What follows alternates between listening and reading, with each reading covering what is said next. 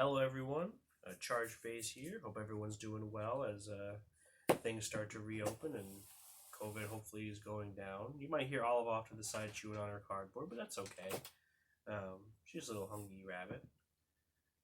But anyway, we are coming at you with the third of the new series of starter decks that came out for the Unison Warrior block.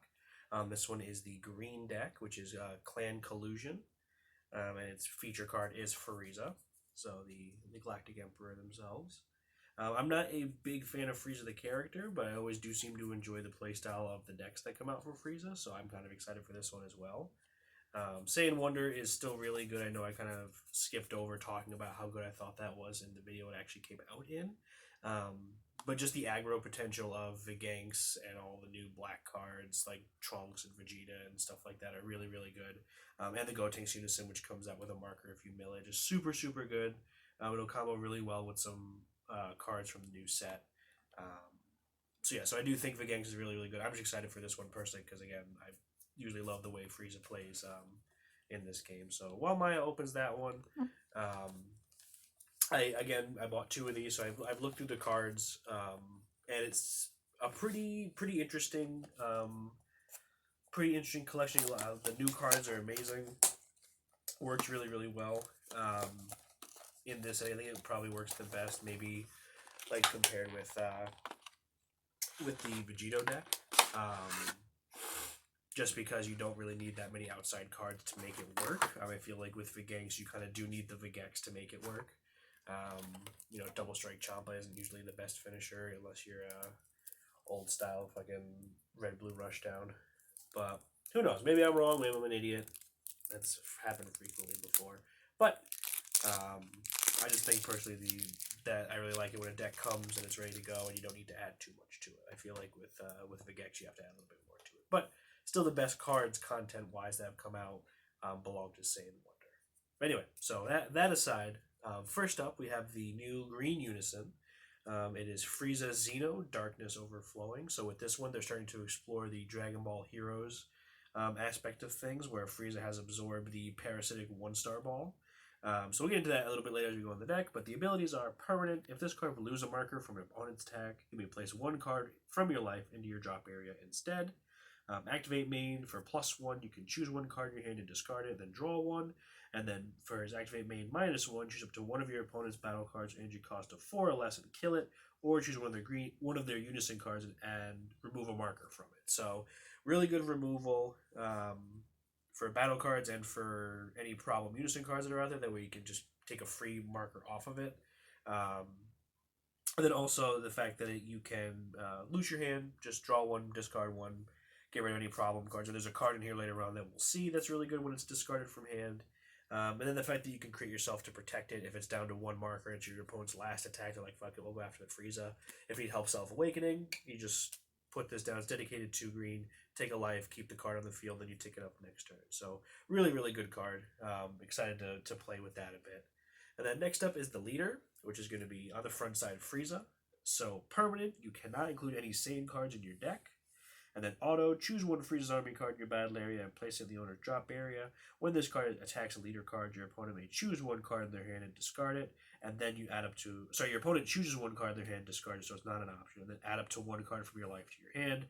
So you can kill a card on your board, which can activate some of its effects, as you'll see with some of the other cards. You draw a card, and then you can also help yourself self-awaken, as well as negating your opponent 1. And then its awaken skill is when your life's at 4 or less, you may draw one card, switch one of your energy to active mode, and flip it over. And the awaken side is Last Resort Frieza. So when this card attacks, draw one, standard. Then activate main once per turn. Choose one Frieza's army card in your battle area and place it in the owner's drop area. Choose one card in your opponent's hand, discard it, and then choose up to one of your green Unison cards and it gains critical for the turn. So adding pressure to your 15k Xeno Frieza that we just saw. Getting to take another card away from your opponent is really, really good for just a free activate main. And again, killing a card, as you see with some of these effects, they are pretty good when they get killed off. So yeah, good leader. A little limiting with the no Saiyan cards. A little tricky, but as you'll see as we go in, there's probably no need for it, so it's fine. So next up we have Ginyu, Frieza's greatest soldier. So he is a 2-drop green. And his auto is when this card is played, choose up to one of your leader cards or green Unison cards, and it gets plus 10,000 power for the turn. Then auto, if your leader card is a green Frieza card, when this card is placed in the drop area from the battle area by a skill, you may return this card to the owner's hand. So, as you can see already, a 2-drop 15k, attack in, activate your opponent's ability, your leader's ability, kill it off, make your opponent drop one card, and then you can just add this back to hand for added pressure next turn. So really, really good. And every time you play him, either your leader or your green Unison gets plus 10,000. So you can pump up your critical Unison card, or you can give your leader just another 10 to make it harder to combo over. Really good, versatile, low drop card. So then next up, we have, sorry, that comes with 2 of everything, which is standard with all starter decks, as we said in the last 2 videos. So you'll get 4 if you buy 2 of each. And so next up, we have Zarbon, Frieza's right-hand man. He is a 1-drop green auto. When this card is played, look at the top 5 cards from the top of your deck. Add 1 green Unison card with a specified cost of 2, or 1 green Frieza's Army card, energy cost of 4 or less among them, from your hand. Add them to your hand, then shuffle your deck. Then activate battle for a green. If your leader card is a green Frieza battle card, or a green Frieza card, you can have a green Unison card in play. You can send this card from your drop area to the warp, choose one of your leader's Unison cards, and it gets plus 10,000 for the battle. So, you get to look at the top 5 card. It's a great searcher. And also, during battle, for a green mana, you can further pump your leader or pump your Unison battle card, which may have critical at this point from your leader's ability, just to make it that much of a harder hit. So just a really good 1-drop, activates, or you get to search through your deck a little bit faster for your missing pieces, and it's not dead once it hits the grave either. So good card. Then next up, we have Dodoria, Frieza's devoted servant. If your leader card is a green Frieza card and you have a green Unison card in play, if this card is placed in your drop area from your hand by a skill, you may play this card from your drop area. And activate main for a green. If your leader card is a green Frieza card and you have a green Unison card in play, add this card from your drop area to your hand. So, like I said, Dodoria goes really well with the leader ability, where you can kill it off, and then, you can ditch it to draw one with the Unison card, not the leader card, my bad.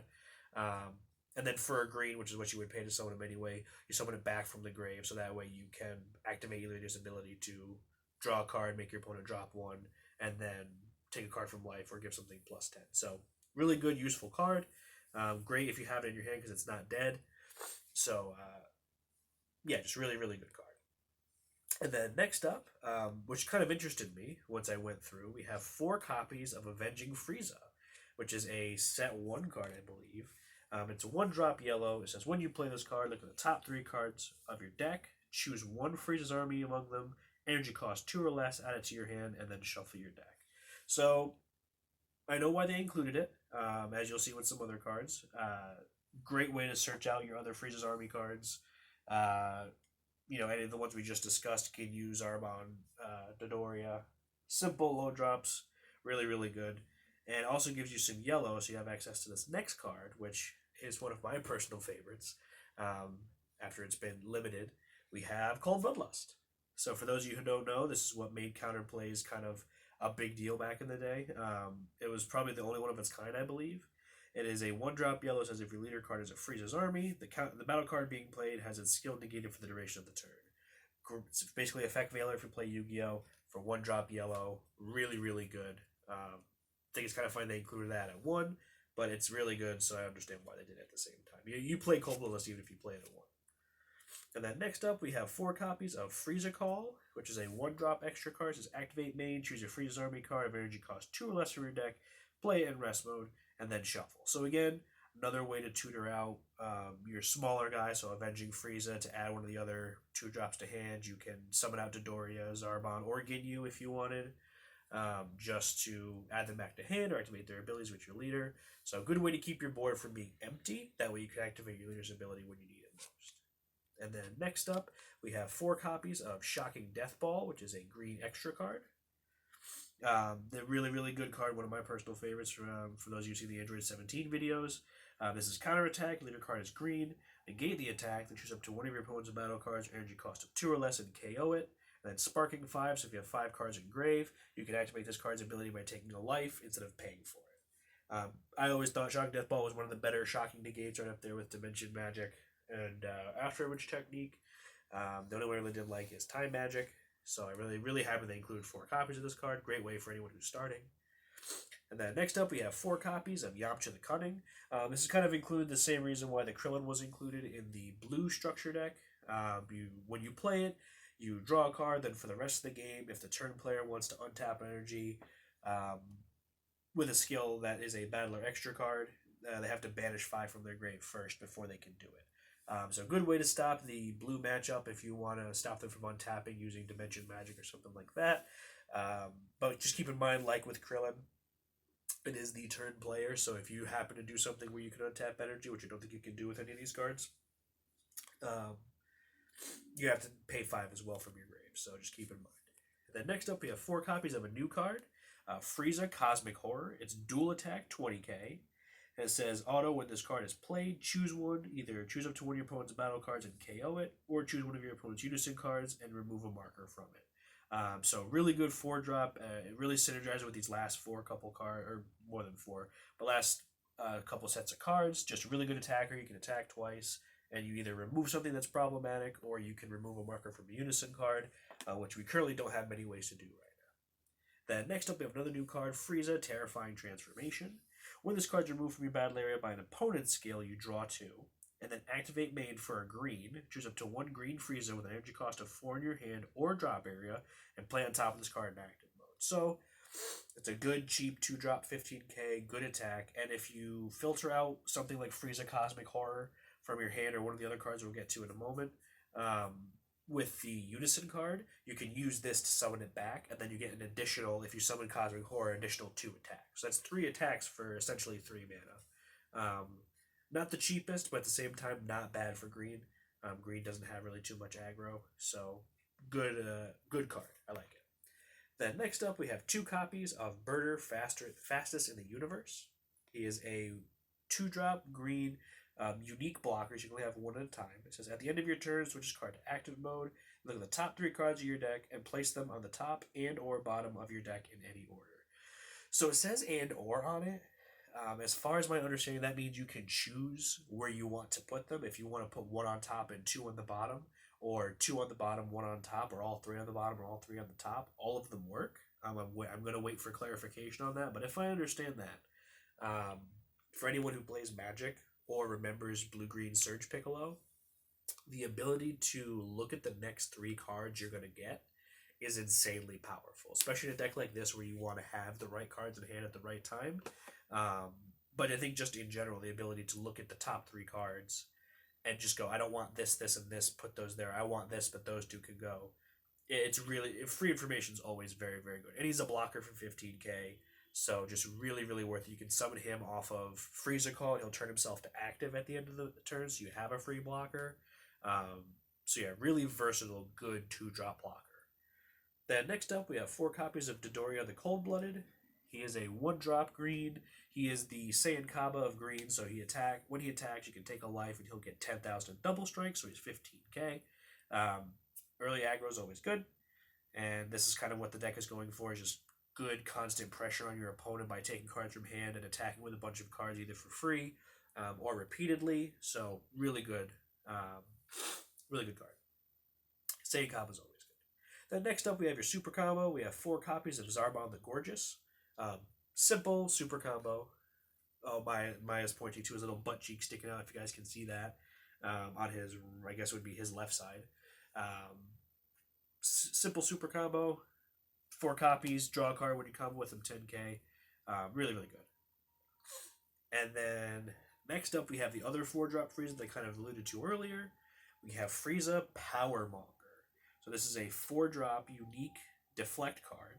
If your opponent has 3 or more energy, when this card is removed from the battle area by a skill or KO'd, add up to 1 green extra card energy cost of 1 or less from your drop area to your hand. And then activate battle for 3. This card gets 15k power and double strike for the battle. So it becomes a 30k double striker, which you can boost further if you have Zarbon in the grave. They did give us one. Okay, I'll get to that next. So another good, really good card you could also evolve into from, my bad, I misspoke. You cannot evolve into this from Frieza Terrifying Transformation, because this is considered a Frieza Xeno card, so very important to note. So really the only target you have is Frieza Terrifying Transformation into Cosmic Horror, but still pretty good there, and this Frieza is really, really good because Last up, we have 4 new cards, which are the one-star Paul. One-star Ball. Paul, what's going on? Shout out to Paul Cordova. Miss you, bud. Anyway, we have one-star Ball, Parasitic Darkness. Permanent, this card gains Dark Dragon Ball in all areas. Then for Activate Battle, choose one of your cards, you get plus 5,000.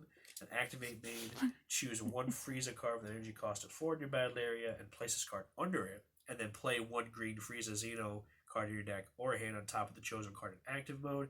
Then shuffle your deck if you looked through it. So that was the combo I was thinking of in the first place. I had just mistranslated to you guys. So the idea is you summon the Frieza Terrifying Transformation. That's the 2-drop. Attack. Activate Main, pay a green, pull out Frieza Cosmic Horror. So it's a 2-drop 20k that you either kill a card or remove a counter, attack twice. So that's now 3 attacks you've done. Then, when it goes back to Activate Main, you activate your 1-star Ball, Parasitic Darkness, put it under the Frieza Cosmic Horror, summon Frieza the Power Monger, and then go in again. And if you have the mana to pay during battle, you can pay 3 and make it a 30k double strike. That's 1, 2, 3, 4 attacks for 4 mana if you happen to have it. Really good late game pressure, and the fact that the 1-star balls let you look at the deck or hand means that you have a very good place to dig from for this Power Monger card. Really, really glad that they included that in this deck. Really excited to try that out and make something work with this. So yeah, so that's the deck top to bottom. That's what I think of it.